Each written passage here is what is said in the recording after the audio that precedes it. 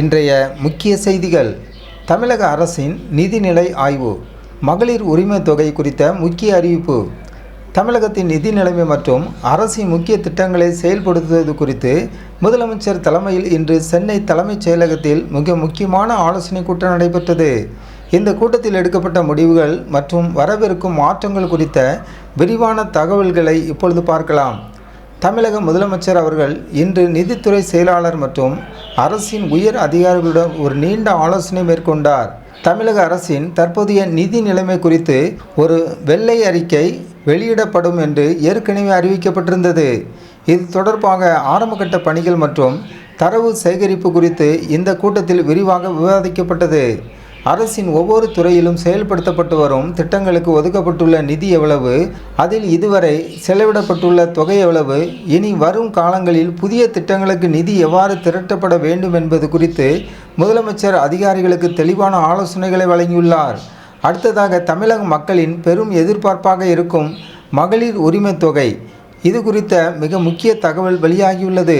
புதுமை பெண் திட்டம் மற்றும் தமிழ் புதல்வன் திட்டம் ஆகியவற்றின் கீழ் மாணவர்களுக்கான மாதாந்திர உதவித்தொகை ரூபாய் 1000 தடையின்றி வங்கி கணக்குகளில் செலுத்தப்பட்டு வருகிறது. நாளை மகளிர் உரிமை தொகை வங்கி கணக்குகளில் வரவு வைக்கப்பட வேண்டிய நாள் என்பதால் இன்று நடந்த ஆலோசனை கூட்டத்தில் இது குறித்து விவாதிக்கப்பட்டது. குறிப்பாக தேர்தல் வாக்குறுதியில் தெரிவிக்கப்பட்டபடி மகளிர் உரிமை தொகையை உயர்த்தி வழங்குவது குறித்தும் அதற்கான நிதி ஆதாரங்களை சீரமைப்பது குறித்தும் முதலமைச்சர் முக்கிய ஆலோசனைகளை மேற்கொண்டதாக தெரிகிறது. தேர்தல் கால வாக்குறுதிகளை எவ்விதம் விரைவாக செயல்படுத்தலாம் என்பதே இந்த திட்டத்தின் நோக்கமாக இருந்தது. கடந்த ஆட்சியின் நிதி சுமைகள் மற்றும் தற்போதைய நிதி நிலவரங்களை கணக்கில் கொண்டு தேர்தல் கால வாக்குறுதிகளை எவ்விதம் விரைவாக செயல்படுத்தலாம் என்பதே இந்த கூட்டத்தின் நோக்கமாக இருந்தது. இந்த கூட்டத்தில் முதலமைச்சரின் தனி செயலாளர்கள் மற்றும் நீதித்துறை செயலாளர் திரு சித்திக் உள்ளிட்ட முக்கிய அதிகாரிகள் பங்கேற்று துறை ரீதியான நிதி ஒதுக்கீடு குறித்து விளக்கமளித்தனர்.